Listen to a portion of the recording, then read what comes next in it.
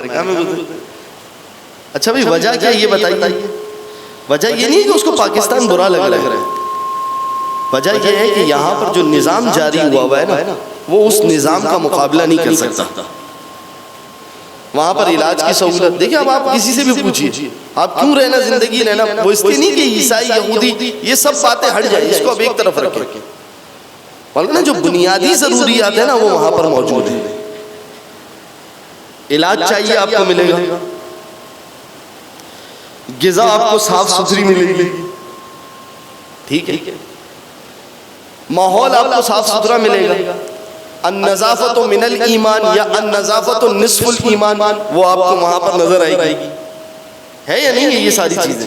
دیکھیے اب اگر کوئی شخص تعصب میں قبول نہ کرے تو میں اس کا کچھ نہیں کر سکتا, لیکن ریئلٹی یہی ہے.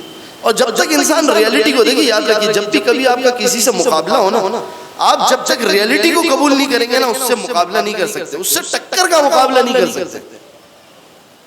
ریئلٹی قبول کریں گے تو ٹکر کا مقابلہ کر سکیں گے.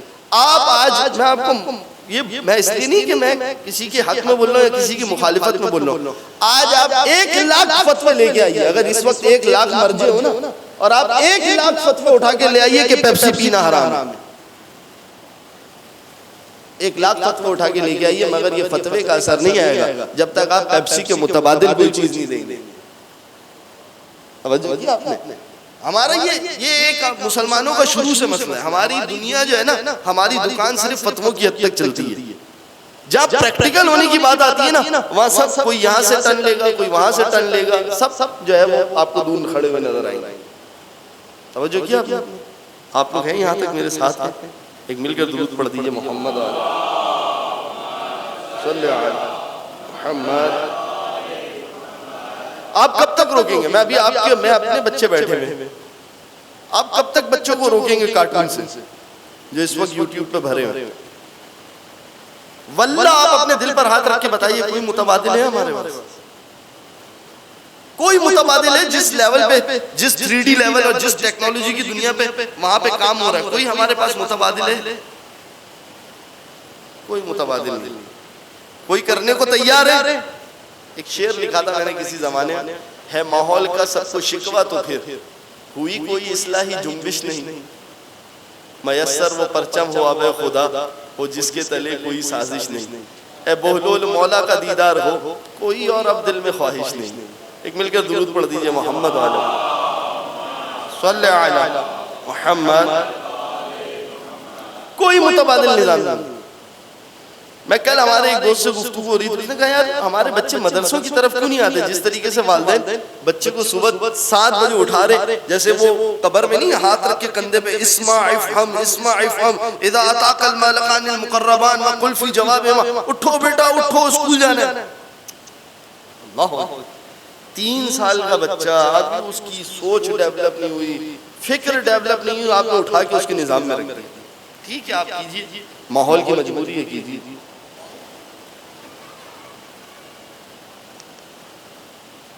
لیکن یہ جس طرف ہم جا رہے ہیں نا یہ ساری چیزیں وہاں سے, وہ کہہ رہے تھے مجھ سے کہ آپ یہ بتائیے کہ یہ جو اسکول کا نظام ہے اس میں بچے جا رہے ہوتے, ماں باپ بھیج رہے ہوتے. میں نے ان سے کہا دیکھیں انہوں نے بچوں کو کیپچر نہیں کیا, انہوں نے ماں باپ کو کیپچر کیا کہ اگر تمہیں کوئی بچہ تمہارا اگر کوئی بنا سکتا ہے نا وہ ہم بنا سکتے ہیں. اور وہ 7,000 روپے دے بھی رہے, بچے کے لیے صبح میں خود اٹھ بھی رہے, نماز کے لیے نہیں اٹھ رہا, بچے کے لیے صبح میں اٹھ بھی رہے, بچے پر زبردستی بھی کر رہے ہیں.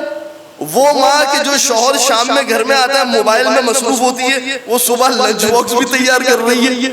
جو شام میں شوہر کو آنے کو چائے کا نہیں پوچھ رہی, اپنے موبائل میں مصروف ہے. توجہ کیجیے گا, میں اپنی بہنوں کو نہیں کہہ رہا, اگر کوئی خدا نہ خواستہ اگر کہیں ہے ایسا, توجہ کیجیے, وہ اٹھ بھی رہی ہے, لنچ باکس بھی تیار کر رہی ہے, سارا نظام بھی بنا رہی ہے, سب کچھ کر رہی ہے. کیوں؟ اس کے ذہن پہ ایک ایسی سوچ حاوی ہے, اگر میرا بچہ یہاں نہیں گیا تو باقی بچے میرے بچے سے آگے نظر آئیں گے. اس کے سوچ کو کیپچر کر لیا گیا. جب کسی کی سوچ کیپچر ہو جائے نا تو مجھ سے کہتے ہیں مولانا مدرسے میں بچے آتے ہی نہیں, ہم تو 100 روپے لیتے 200 روپے لیتے تب بھی بچے نہیں آتے. 500 1000 کی تو بات آ گئی تو پھر اس کے بعد تو ایک بہانہ مل جائے گا، بھائی یہاں بھی پیسے تھے، اسکول میں بھی پیسے تھے. وجہ کیا ہے؟ اب میں آپ کو اس کی وجہ بتاؤں. آپ نکلیے یہ سولجا بازار میں، 1 نمبر سے نکلیے 3 نمبر تک، شمار کیجئے اسکول کی بلڈنگز کتنی ہیں، اور پھر شمار کیجئے کہ کوئی ایک ایسی بلڈنگ جس پر لکھا ہو امام جعفر صادق اکیڈمی، امام علی رضا اکیڈمی، کوئی نظر آئے گی آپ کو؟ جبکہ عزیزوں میرے بزرگ بیٹھے ہوئے یہاں پر اس بات کی گواہی دیں گے، ہم نے کتنے پڑھے لکھے لوگوں کو انگوٹھا چھاپ کے نیچے کام کرتے ہوئے دیکھا ہے.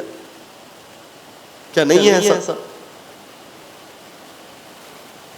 علی ابن ابی طالب کے کلام میں جو حکمت موجود ہے نا نہج البلاغہ کے اندر، اگر وہ بچوں کو شیر مادر سے پڑھائی جائے نا، یہ بچہ، میں اس لیے نہیں کہ آپ کو یہ نہیں سمجھے کہ مولانا آپ جدید ایجوکیشن کے مخالف ہیں، نہیں، مگر جدید ایجوکیشن جہاں پر بربادی پیدا کر رہا ہو وہاں پر تو ہمیں متوجہ ہونا چاہیے نا کہ یہ کیا ہو رہا ہے. خوب میں آپ کو مثال یہ دے رہا تھا، کیونکہ پتا ہے نا ماں باپ کو غلط ہی صحیح، مگر ایک فکر بیٹھ گئی ہے نا.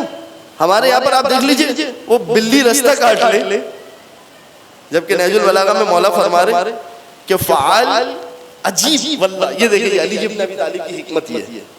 ہمارے یہاں پہ کیا بلی رستہ کاٹ لے کیا ہوگا؟ وہ بندہ جو کبھی صدقہ نہیں نکالتا نا وہ بھی گاڑی روک کے صدقہ نکالتا.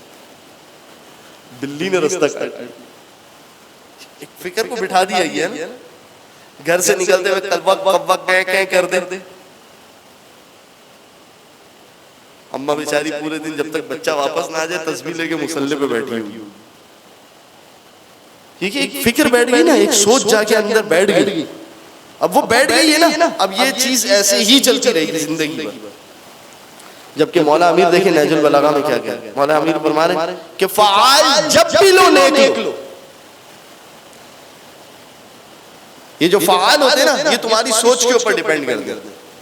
اور جب سے میں نے یہ مولا امیر کے نہج البلاغہ میں جملہ پڑھا ہے نا تو جب بھی کبھی بلی رستہ کاٹتی ہے نا میں کہتا ہوں بھائی آج تو مال آنے والا ہے، اور واقعاً مال آتا ہے. مولا امیر دیکھیں نہج البلاغہ میں کس طرح ہوتا ہے کہ جیسا تم فعال لوگے نا ویسا ہو جائے گا. اور پھر پورا اگر سید رضی اگر آپ کے پاس نہج البلاغہ موجود ہو تو اس کا ایک ترجمہ مفتی جعفر حسین نے کیا. مفتی جعفر حسین نے اس کے نیچے پورا واقعہ لکھا ہے کہ ایک مرتبہ مرغے نے جو ہے وہ آواز نکالی، ککڑو کیا، تو اس کے بعد جو ہے وہ ایک بھائی نے کہا کہ آج ہمارے باپ کا انتقال ہو جائے گا، اور اس کے بھائی کا انتقال ہو گیا. اور پھر ان دونوں بھائیوں کو مولا کے پاس لے کے گئے، واقعہ پورا لکھا ہوا ہے. اور اس کے بعد کہا تو مولا نے بتایا کہ دیکھو فعال جیسا تم لوگ ہیں نا ویسا ہو جائے گا.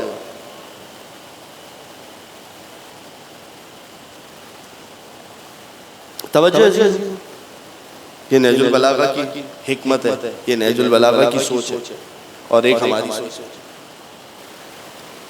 تو جو میں بات کرنا چاہ رہا تھا، جب انسان کسی چیز کو پسند کرتا ہے نا، کیوں آپ کسی سے پوچھیں بھائی آپ امریکہ میں کیوں، اگرچہ کہ وہاں پر میں نے یقین جانے، اب میں کیا آپ لوگوں کے سامنے بات کروں، کیونکہ جب انسان آگے پیچھے جاتا ہے نا، اور ہم تو ایسے مرکز پہ بیٹھے ہوئے جہاں پر ہم یورپ اور امریکہ اور پاکستان اور ہر جگہ سے آئے ہوئے مومنین سے ملاقات کرتے رہتے ہیں. نجف اشرف کے اندر سب آتے ہیں، بڑے بڑے پڑھے لکھے ڈاکٹرز کو دیکھا کہ جن کے بارے میں لوگوں نے بڑی تعریف کی تھی. جب وہ بولنے بیٹھے تو ایسا لگا کہ بھائی انہیں تو واقعاً حکمت کا دور تک اندازہ نہیں ہے.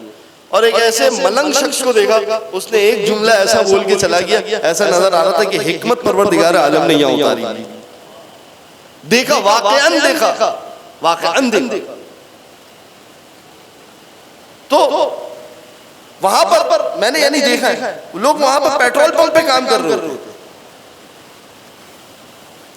دبئی کے اندر ہم نے کتنے حضرات کو دیکھا، بعد میں ہمارے لیے حقیقت کھلی جب مجلس پڑھنے گئے وہاں پر اور دوسرے علاقوں میں مجلس پڑھنے گئے تو پتا چلا کہ بھائی یہ جس کو جو ہے وہ ہم ساری زندگی صاحب سمجھتے تھے وہ تو وہاں پر پہاڑ توڑتے تھے ہتھوڑے سے. جب پاکستان اترتے تھے تو سولجا بازار کے اندر جو ہے وہ جینز کی پینٹ اور چشمہ اور یہ، اور وہاں پر وہ بیچارے جو ہے وہ کندھے پہ رومال ڈال کے گھوم رہے ہوتے. یہ سوچے نا ہماری کہ جہاں عزیز حقیقت کا جب انسان کو پتہ نہیں ہوتا نا انسان جو ہے وہ اچھے برے کی تمیز کھو دیتے. لہذا اب جو میں آپ کی خدمت میں بات کرنے جا رہا تھا، ایک مل کر درود پڑھ دیجیے محمد علیہ.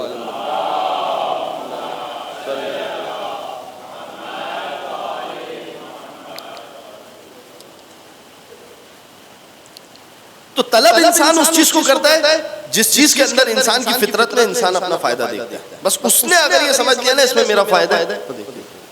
اسی وجہ سے لوگ نہیں رہنا پسند کرتے پاکستان میں, باہر رہنا پسند کرتے. اب آئیے حکومت کے اندر بہترین اگر کوئی حکومت ہے, سب سے بہترین حکومت, تو اس کے اندر سب سے پہلی کوالٹی کیا ہے؟ سب سے پہلی کوالٹی امن و امان کی صورت حال, جھگڑا نہیں. صحیح. اگر میں اپنا ریلیجن فالو کر رہا ہوں تو مجھے اس میں آزادی ہو. یہ ساری چیزیں امام زمانہ علیہ الصلوۃ والسلام کی حکومت کے اندر امن و امان کی صورت حال کیا ہوگی؟ اب دیکھیے جب انسان اس کو درک کرے, روایات کو دیکھے, تو پھر انسان کہتا ہے کہ واللہ ایسی حکومت کے اندر زندگی گزارنا کیا ہی کمال کی بات ہے. لہذا فقدان امن و امان سبب ہے کہ انسان اس حکومت سے محبت نہیں کرتا کہ جہاں پر امن و امان کا فقدان ہو. انسان چاہتا ہے کہ امن و امان ہو, اس کی جان کی حفاظت کا انتظام ہو. دوسری چیز, اچھا اب امام زمانہ علیہ الصلوۃ والسلام کی حکومت کے اندر امن و امان کیسے ملتا ہے؟ کیسا امن و امان ہوگا؟ روایات کے اندر ہے, یہ تو مشہور روایت ہے, ملئت الارض عدلا وقسطا کما ملئت ظلما, زمین عدل و انصاف سے ایسے بھر دی جائے گی جیسے وہ ظلم و جور سے بھری ہوئی. آپ جب میں یہ موضوع لکھ رہا تھا نا پورا, تو میں نے ان ممالک کی لسٹ نکالی تھی جو زندگی گزارنے کے حوالے سے ٹاپ 10 شمار ہوتے ہیں. اس کے اندر جو ہے نا دوسرے نمبر پہ کہیں پر, پہلے نمبر پہ کہیں پر, تیسرے نمبر پہ کینیڈا کا نام آتا ہے. تو جو اس کے اندر جو پوائنٹس لکھے ہوئے تھے نا کہ وجہ کیا ہے ان کی, تو میں نے گوگل سے سرچ کر کے وہ سارے پوائنٹس اتارے اور اس کو روایات حکومت امام زمانے پہ تطبیق کیا. تو امن و امان کی صورت آپ ذرا سوچئے وہاں پر یہ ہوگی, توجہ, شیر کے اندر درندگی ہے نا, بکری کے اندر کیا سادگی, شیر کا مقابلہ کر ہی نہیں سکتے. ہرن پھر بھی شیر کا مقابلہ کر لے گا, کیوں؟ کیونکہ اس کے اندر پھرتی ہے, بھاگ سکتا ہے تیز. بکری نہیں کر سکتی. روایات کے اندر یہ کہ شیر اور بکری ایک گھاٹ میں پانی پیئیں گے, یہ امن و امان کی کیفیت. ایک عورت تنہا مدینے سے شام تک کا سفر کرے گی, تنہا عورت, یہ لا اینڈ آرڈر کی سچویشن ہوگی. توجہ کیا آپ نے؟ اب آپ مجھے بتائیے ایسی حکومت میں زندگی گزارنا انسان پسند کرے گا یا پسند نہیں کرے گا؟ اب محبت ہوگی کہ مولا یہ حکومت دیکھ, ہمارے ذہن میں پتہ ہے تصور کیا ہوا, ادھر امام آئیں گے, مولانا خمس نہیں دیا تھا نا, آؤ بیٹا لائن میں کھڑے ہو جاؤ, چلو گردن کٹے گی. ایک ایسا جابر اور ظالم تصور پیش کیا ہے نا امام زمانہ کا, ایسا لگتا ہے کہ بس امام زمانہ آئیں گے اور تلوار نکال کے مولانا عرفان ادھر آ جاؤ, یہ روایت تم نے غلط پڑھی تھی نا, اڑاؤ اس کی گردن. جبکہ روایت کے اندر ملتا ہے آنے کے بعد امام سب سے پہلے ایک مرتبہ پھر بیعت لیں گے اور کہیں گے دیکھو آج تک جو تمہاری خامیاں تھی نا, اب وہ خامیاں نہیں ہونی چاہیے. روایت عام معافی کا اعلان ہوگا, عام معافی کا اعلان ہوگا. اور حتیٰ کہ یہاں تک کہ ایسے حکومت کریں گے جیسے علی ابن ابی طالب نے کی تھی. توجہ کیجئے گا, پوری جملہ آپ کی خدمت میں ایک جملہ پیش کر رہا ہوں اور بہت لطیف جملہ ہے. علی ابن ابی طالب جب سن 35 ہجری میں واپس خلافت پہ بیٹھے تو پہلا کام کیا کیا تھا؟ غدیر میں ایک بیعت ہوئی تھی جو ٹوٹی تھی, مولانا نے 35 ہجری میں واپس بیعت لی. یہ نہیں کہا کہ اب قصاص کا وقت آ گیا ہے. 35 ہجری میں مولا نے واپس بیعت لی, کہا واپس بیعت کرو, اور ایک جملہ کہا اگر اب کوئی بیعت توڑے گا تو وہ علی کی تلوار کا نشانہ بنے گا. اور پھر اس کے بعد کائنات نے دیکھا کہ اگر رسول کی زوجہ بھی سامنے آ گئی نا تو علی کی تلوار ایسی چلی. توجہ کیا آپ نے؟ یہ امام زمانہ کی حکومت کا تصور. عام معافی کا اعلان ہوگا, عام معافی کا اعلان. لیکن ہاں پھر اگر اس کے بعد کوئی بیعت توڑے گا امام کی تو پھر اس کے ساتھ خارجیوں والا سلوک ہوگا. اب تم نے خروج کیا, امام کے خلاف خروج کیا, لہذا اب آپ مجھے بتائیے جہاں امن و امان کی ایسی صورتحال ہو, عدل و انصاف قائم ہو, یعنی یہاں پر آپ ذرا لگائیے کورٹ کے دھکے کھا کھا کے ایک زمین ایک پلاٹ کے اوپر جب جھگڑا ہو تو وہ اگر 25 سال کا تھا اور اس نے وہ کیس کیا تھا تو وہ بیچارہ جب 70 برس کی عمر پر پہنچے گا تو کورٹ اس کا جو ہے وہ فیصلہ سنائے گی کہ کیا ہوگا. امام زمانہ کی حکومت کا تصور دیکھیں خوب. یہ روایت. دوسری روایت جو حکومت کے بہترین حکومت کے اسباب ہوتے ہیں جہاں پر فقر و حرمان نہ ہو, انسان غربت اور تنگدستی انسان کو مفلوج نہ کر دے کہ وہ بیچارہ اپنی ضروریات زندگی کا سامان نہ لے سکتا ہو. پاکستان کی حکومت کا ایک سب سے بڑا مسئلہ یہ ہے, یہاں پر انسان خط غربت سے نیچے جو ہے وہ 70 سے 80% تمام زندگی گزارتی ہے. آپ توجہ کیجئے, ایک رپورٹ میں دیکھ رہا تھا, اس رپورٹ کے اندر یہ تھا کہ اگر آپ بیمار ہوتے ہیں اور آپ کو ہاسپٹلائزیشن کرنی پڑتی, اور اگر یہ ہندوستان اور پاکستان کی رپورٹ تھی, اور اگر آپ ایٹ اے ٹائم 3 لاکھ روپے رکھتے ہیں تو آپ ان 10,000 افراد میں خوش نصیب ہیں. کتنی پاکستان اور انڈیا کی آبادی ملے ہیں؟ 1.5 کروڑ, 1.5 ارب. 1.5 ارب لوگوں میں آپ 10,000 لوگوں میں سے ایک ہیں کہ آپ ایٹ اے ٹائم 3 لاکھ روپے رکھتے ہیں اپنی ہاسپٹلائزیشن کے لیے. یہ نظام ہے. آپ دیکھیں جو میں باتیں کر رہا ہوں یہ میں نے فیکٹس اٹھائے گوگل سے. امام زمانہ کی حکومت میں کیا ہوگا؟ امام زمانہ کی حکومت میں فقر و حرمان کی کیفیت نہیں ہوگی. روایت سنیے کیا ہوگا. ان رسول اللہ صلی اللہ علیہ وآلہ, درود پڑھ دیجئے وہاں.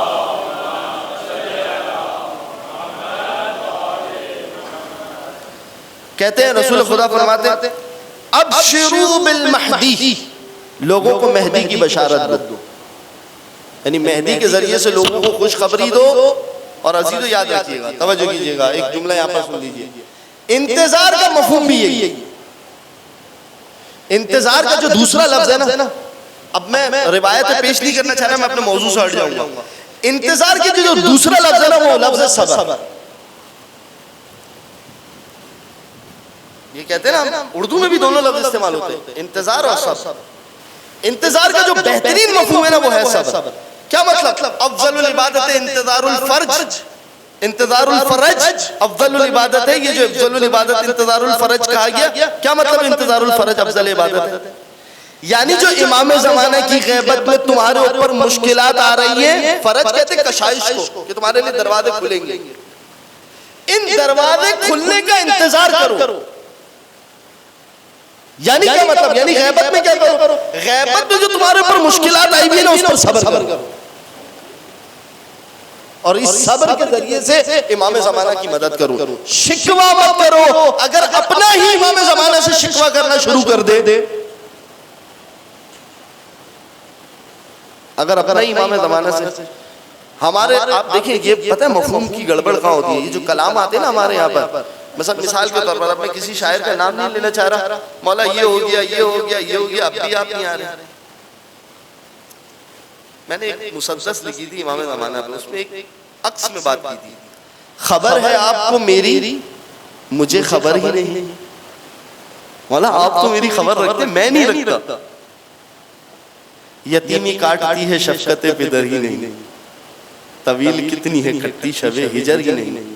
ہوں بے قرار کہ ہوتا ختم سفر ہی. مولا آپ سے ملاقات کے لیے بے قرار ہوں, چاہتا ہوں کہ آپ کے ساتھ ملوں, آپ سے بات کروں.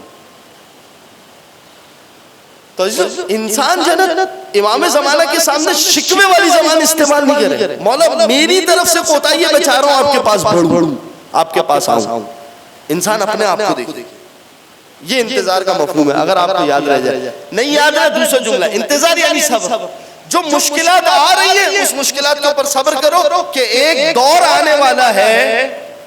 اور آسان کروں آپ کے لیے, قرآن کی آیت لے, لِكُلِّ عُسْرٍ يُسْرًا, ہر مشکل کے لیے کیا ہے ایک, یہ انتظار کا مفہوم ہے.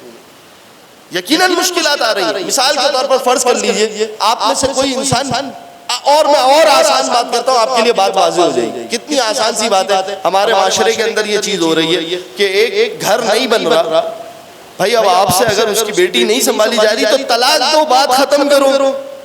کہہ رہا ہے نہ طلاق دوں گا نہ اپنے گھر میں بٹھاؤں گا. بدماشی ہو رہا ہے یا نہیں ہو رہا؟ یہ میں کمیونٹی سے باہر نکل کے بات نہیں کر رہا, یہ میں اس کمیونٹی کی بات کر رہا ہوں کہ جہاں پر 30 سال حلال اور حرام سکھایا گیا.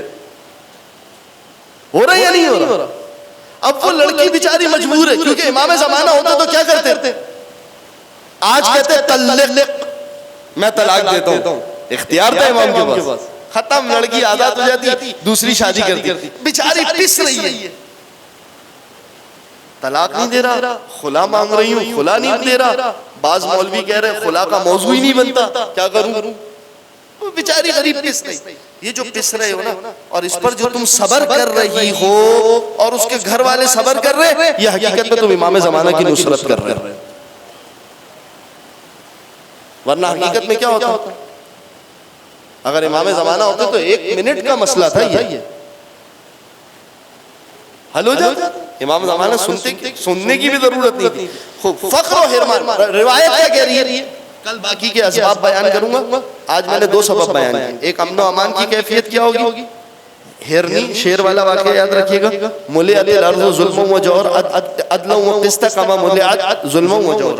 اب امام رسول خدا فرما رہے ہیں یقسم المال صحاحا بالسویہ, مہدی جب مال کو تقسیم کرے گا نا تو پھر کسی کے حق میں ظلم نہیں کیا جائے گا. توجہ, ہر ایک کو اس کا حق ملے گا. یملأ القلوب امت محمد گنا, امت محمد کے دل بے نیاز ہو جائیں گے, کسی کے محتاج نہیں رہیں گے. دل میں کسی کا ڈر باقی نہیں رہے گا کہ کوئی طاقتور ہے تو مجھے آ کے دبا سکے گا. ہے اس سے اچھی حکومت. پھر اس کے بعد فرماتے ہیں یہاں تک کہ مہدی کے درمیان عدل و انصاف کا ایسا رواج قائم کریں گے کہ جب کسی شخص کو ضرورت ہوگی کہ مجھے مال چاہیے, وہ کسی بھی وقت اٹھ کر خزانچی کے پاس چلے جائے, خزانچی اس کو مال دے دے گا. کہ یہ مال لے. اب روایت بڑی لطیف ہے. ایک شخص آئے گا, امام ندا کریں گے جسے جتنا بھی مال چاہیے جاؤ جا کے خزانے سے مال لے. ایک شخص آئے گا, کوئی نہیں نکلے گا, کوئی نہیں نکلے گا مال لینے کے لیے. اس لیے کہ جب دیکھیں توجہ کیجیے گا, انسان مال کے پیچھے کیوں بھاگ رہا ہے؟ میں آج اگر محنت کر رہا ہوں, مثال دے رہا ہوں آپ کو, ویسے کر نہیں رہا یہ کام, مثال دے رہا ہوں تاکہ آپ کے چہرے پہ مسکراہٹ آ جائے. مولانا دن کی 1 مجلس پڑھ لیں, 3 آپ پڑھ لیں, باقی علماء کو بھی پڑھنے دیجیے. صاحب وہ بچے ہیں 40 سال میں جو ہے وہ ختم ہو جائے گی, گلا نہیں چلے گا. جوانی میں زیادہ سے زیادہ مجلس سے پڑھ کے کما لوں بھائی تھوڑا سا. میں اپنے اوپر رکھ کے مثال اس لیے دے رہا ہوں تاکہ جو ہے وہ آپ لوگوں کو برا نہ لگے. مولانا صرف ہمارے اوپر رکھ کے مثال دیتے. مل کر درود پڑھ دیجئے محمد صلی اللہ. توجہ کیجیے گا. تو کیوں کر رہے ہیں ہم یہ کام, کیوں اپنے آپ کو گھسا رہے ہیں؟ تاکہ وہ جو بڑھاپا ہے نا وہ اچھا گزر جائے, بچوں کے لیے آگے کی زندگی اچھی ہو جائے. ایمانداری سے بتائیے, اگر آج میں آپ کو ضمانت دے دوں, آج میں آپ لوگوں کو ضمانت دے دوں, آپ اپنے حساب سے اپنی زندگی جئیں. جس دن آپ کو ہاسپٹل کا خرچہ ہوگا میں دوں گا, جس دن آپ کو گھر چاہیے ہوگا میں دوں گا, اگر آپ کی اولاد بڑھ جائے گی تو میں ایک بڑا گھر دے دوں گا. بتائیے اب آپ کی زندگی میں کوئی ٹینشن ہے؟ لوگ بینک کی نوکری کو کیوں پسند کرتے ہیں؟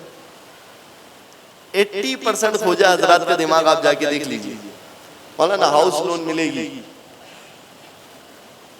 ہے یا نہیں؟ یہ الگ بات ہے کہ پیٹ میں ساری زندگی حرام جا رہا ہوگا, ربا ہے. پروردگار قرآن میں کہہ رہا خدا سے جنگ ہے. جو کود گیا نا اس معاملے میں گیا. معذرت کے ساتھ اگر کوئی بیٹھا ہوا ہے تو بتا دوں, گیا. جا کے دیکھ لیجئے ربا کے اوپر جتنی شدت سے قرآن نے گفتگو کی ہے نا, زنا کے اوپر اتنی شدت سے بات نہیں کی ہے جتنی شدت سے ربا پر بات کی ہے، اس لیے کہ ربا دنیاوی نظام کو برباد کر دیتا ہے۔ آج دیکھ لیجئے آپ کتنے لوگ ہیں بینک میں مال رکھ دو 7% ملے گا، بات ختم۔ کیا ہوا اس کا نتیجہ کیا ہوا؟ دنیا سے تجارت ختم ہو گئی۔ ایک لوگوں کے پاس جا کے مال جمع ہوا، اب ساری تجارت وہی کر رہے، بیٹھے رہو ہاتھ پہ ہاتھ رکھ کے 7% پہ ہی رہو اور باقی 93% وہ لے کر چلے گئے۔ توجہ کیا؟ اس پر گفتگو ہونی چاہیے۔ ربا نے جتنی بربادی کی ہے نا پوری دنیا کے نظام کے اندر، کسی اور چیز نے بربادی نہیں کی۔ مگر پھر بھی نا انسان کیا سوچتا ہے 7% ملیے کافی۔ میں آپ کو بتا رہا ہوں ہمارے ذہن کی کیفیت، ہمارے ذہن کی کیفیت۔ تو اب روایت میں آپ کی خدمت میں مکمل کروں جلدی سے۔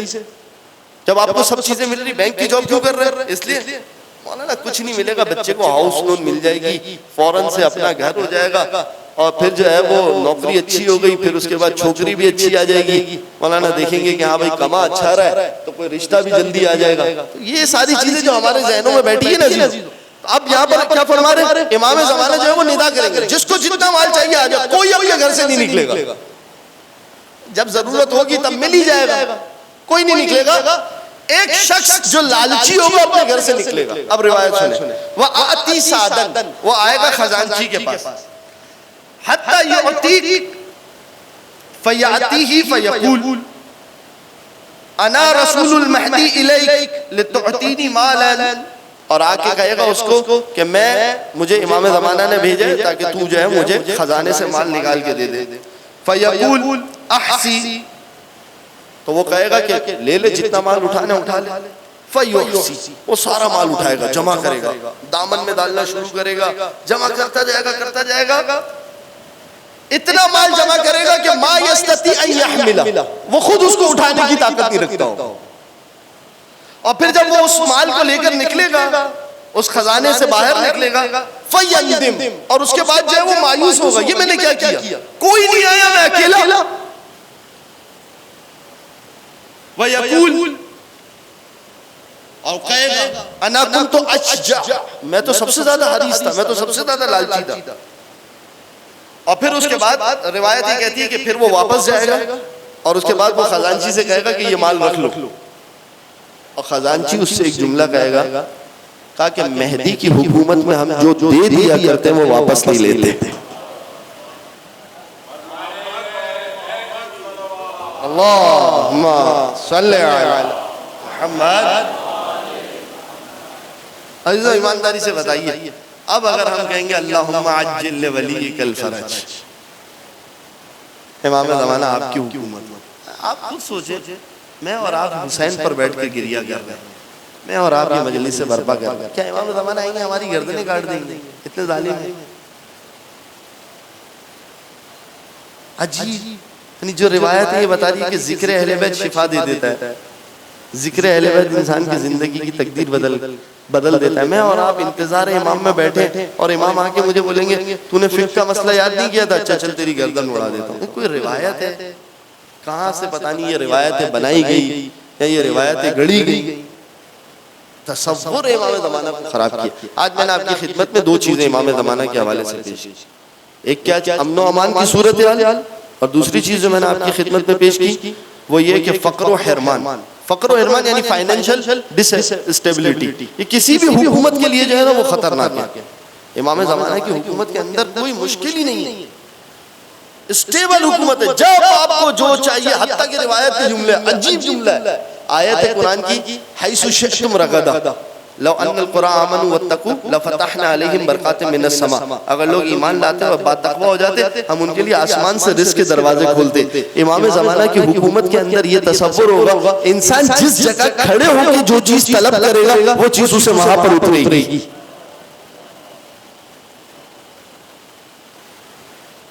اب انسان جب دعا کرے گا اللہم عجل لولیک، پروردگار امام زمانہ کے ظہور میں تعجیل فرما۔ اور جو آج میں نے دو چیزوں پر بات کی، انشاءاللہ کل جو ہے وہ دو تین نکات پر اور بات کروں گا۔ جو میں نے بات کی ہے نا، آپ اس کو خود گوگل پہ سرچ کریں، جو خصوصاً میرے نوجوان دوست بیٹھے کہ کون کون سی چیزیں ایک حکومت کو اسٹیبل رکھنے کے لیے، ایک بہترین حکومت کے لیے کون کون سی خوب اکنامکس کا ایک موضوع ہے. آپ اس کو مگر دیکھیں اپنے انداز کہ کون کون سی چیزیں ایک حکومت جس کی وجہ سے اچھی حکومت شمار ہوتی ہے. اور پھر میں انشاءاللہ آپ کی خدمت میں تطبیق کروں گا کل کی مجلس کے اندر باقی چیزیں. تو آپ دیکھیے کہ امام زمانہ کی حکومت کا مقابلہ کوئی اور حکومت کر سکے گی؟ ہاسپٹل کا نظام سب سے اچھا ہو. عجیب روایت ہے, امام زمانہ جب کوئی شخص بیمار ہوگا امام زمانہ اس کے سر پر ہاتھ رکھیں گے, شفا ہو جائے گی. کیا نظام دیا جا رہا ہے. اللہم عجل ولیک الفرج. پروردگار واللہ امام زمانہ کی حکومت میں زندگی گزارنا. بس عزیزو, لیکن آج یہی ہمارا زمانے کا امام. میں وعدے کے مطابق وقت پر باقی نہیں رہا, زیادہ امید آپ معاف کریں گے. اور وہی ہمارا زمانے کا امام آج ایک جملہ یہ زیارت ناہیہ میں موجود ہے, لَإِنْ أَخَّرَتْنِي الدُّهُورُ وَعَاكِنِي عَنْ نَصْرِكَ الْمَقْدُورُ. اے حسین, زمانے نے مجھے آپ کے بعد اس دنیا میں بھیجا اور میں آپ کی مدد نہیں کر سکا. لَأَنْدُبَنَّ عَلَيْكَ صَبَاحًا وَمَسَاءً, تو میں آپ کے اوپر صبح و شام گریہ کروں گا. وَلَأَبْكِيَنَّ عَلَيْكَ بَدَلَ الدُّمُوعِ دَمًا, اور میں آنسوؤں کے بدلے خون بہاؤں گا. یہ جو میں اور آپ روتے نا, یہ وہ کام ہے کہ جو امام زمانہ صبح و شام کرتے ہیں. یہ میں اور آپ جو گریہ کرتے نا, یہ میں اور آپ امام زمانہ کی نصرت کرتے ہیں. عزیزوں, آج بھی کبھی کسی مجلس میں ہمیں رونا آتا ہے, کسی مجلس میں رونا نہیں آتا, کیفیت مختلف ہوتی ہے. مگر عزیزوں, ایک تصور میں آپ کی خدمت میں دیتا ہوں. اپنے اوپر ذرا رکھ کر یہ تصور کیجئے, اپنے اوپر رکھ کر ذرا یہ تصور کیجئے, خدا نہ کرے کسی مومن کے گھر میں یہ مشکل پیدا نہ ہو. آپ کا اگر گھر جل رہا ہو, آپ کا اگر گھر جل رہا ہو اور آپ کے بچے گھر کے اندر ہو, آپ گھر سے باہر ہو, آپ کی کیفیت کیا ہوگی؟ راوی کہتا ہے کہ میں نے شام غریبہ میں دیکھا ایک بی بی ہے جو جلے ہوئے خیموں میں جاتی ہے اور پھر جلے ہوئے خیموں سے باہر واپس آتی ہے, پھر جلے ہوئے خیموں میں جاتی ہے, پھر واپس آتی ہے. میں نے کہا یہ کون بی بی ہے, اس کی کیا ایسی چیز خیموں میں رہ گئی ہے کہ یہ جو بار بار جلے ہوئے خیموں میں جاتی ہے بار بار واپس آتی ہے. کہتا ہے جب میں نے قریب جا کے دیکھا تو علی کی بیٹی سید سجاد کو اپنے کاندھے پہ ڈال کر لا رہی. عزیز, یہ محافظ امامت زینب کبریٰ, امام زمانہ زینب کبریٰ کے مصائب پر بہت گریہ کرتے ہیں. اور عزیزوں, ایک وہ منزل تھی جہاں پر پھر ایک مرتبہ زینب نے سید سجاد کی مدد کی کہ جب ابن زیاد کے دربار میں یہ قافلہ پہنچا, ایک مرتبہ ابن زیاد نے سید سجاد کی طرف دیکھ کر کہا تو کون ہے؟ سید سجاد نے کہا میں علی ابن الحسین ہوں. کہا کہ علی ابن حسین کو میں نے کربلا میں قتل نہیں کروا دیا. عزیزوں, سید سجاد کی ہچکی بندی, ایک مرتبہ رو کے کہتے ہیں ملعون وہ میرا بھائی علی اکبر تھا, وہ میرا بھائی علی اکبر تھا. اچھا تو بچ گیا. ایک مرتبہ حکم دیتا ہے اس کو بھی قتل کرو. عزیزوں, وہاں پر زینب ایک مرتبہ اپنے آپ کو سجاد کے اوپر گراتی ہے. کہا ہے سالے تو نے ہمارے سارے قتل کر دیے, اب میں اسے قتل نہیں ہونے دوں گی. اگر اسے قتل کرنا ہے تو پہلے علی کی بیٹی کو قتل کر.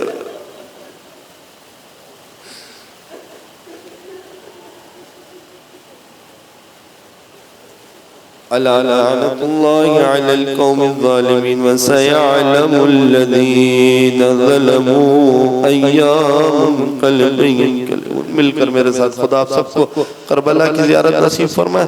السلام على الحسين وعلى علي بن الحسين وعلى أولاد الحسين وعلى أصحاب الحسين.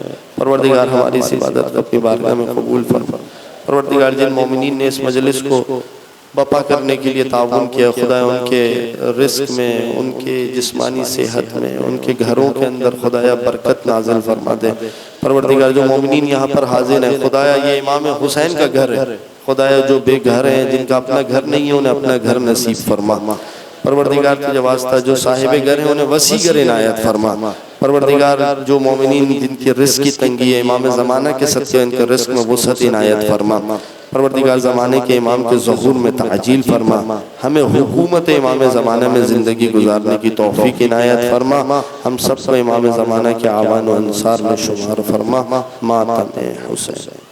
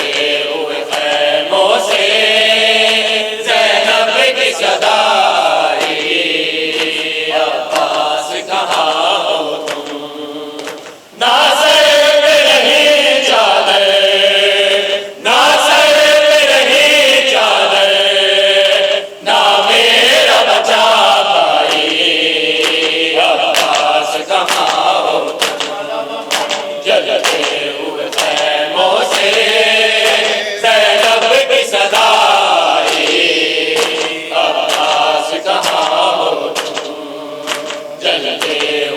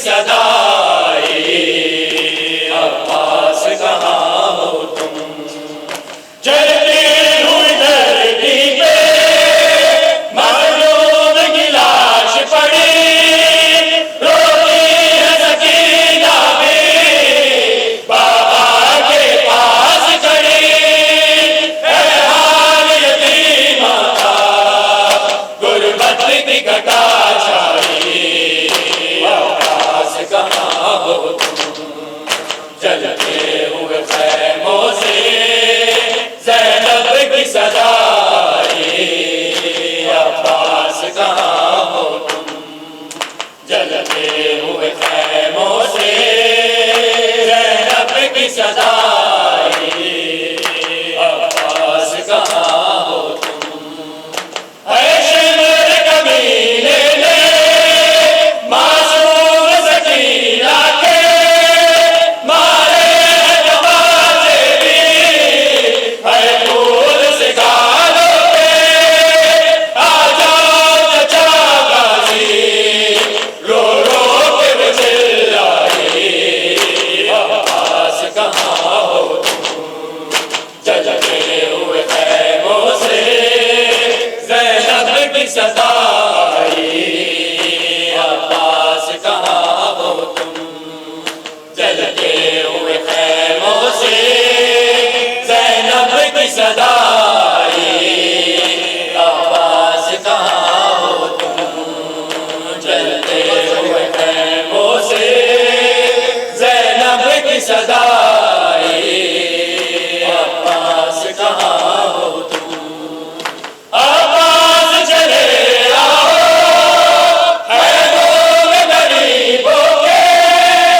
بھوکے اور پیاسے ہیں لوٹے ہیں نصیبوں کے سجاد کو ہوش نہیں کلثوم ہے گھبرائی عباس کہاں ہو تم جلتے ہوئے خیموں سے زینب کی صدائی عباس کہاں ہو تم جلتے ہوئے خیموں سے زینب کی صدائی عباس کہاں ہو تم جلتے ہوئے خیموں سے زینب کی صدائی عباس کہاں ہو تم شبیر برآمد میں کئی روز کا پیاسا ہے تیروں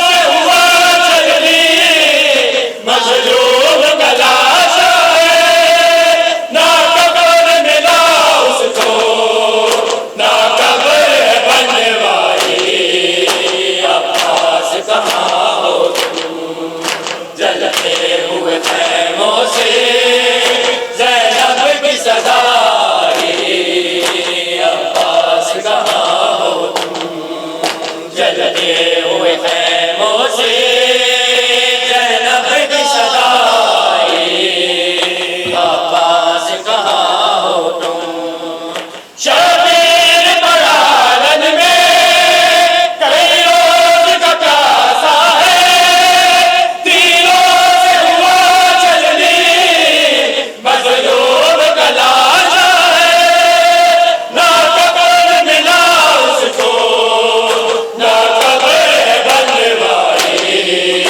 عباس کہاں ہو تم جلتے ہوئے خیموں سے زینب کی صدائی عباس کہاں ہو تم جلتے ہوئے خیموں سے زینب کی صدائی عباس کہاں ہو تم نازے پہ رہی چادر نازے پہ رہی چادر نہ میرا بچا بھائی عباس کہاں ہو تم متوجہ زیارت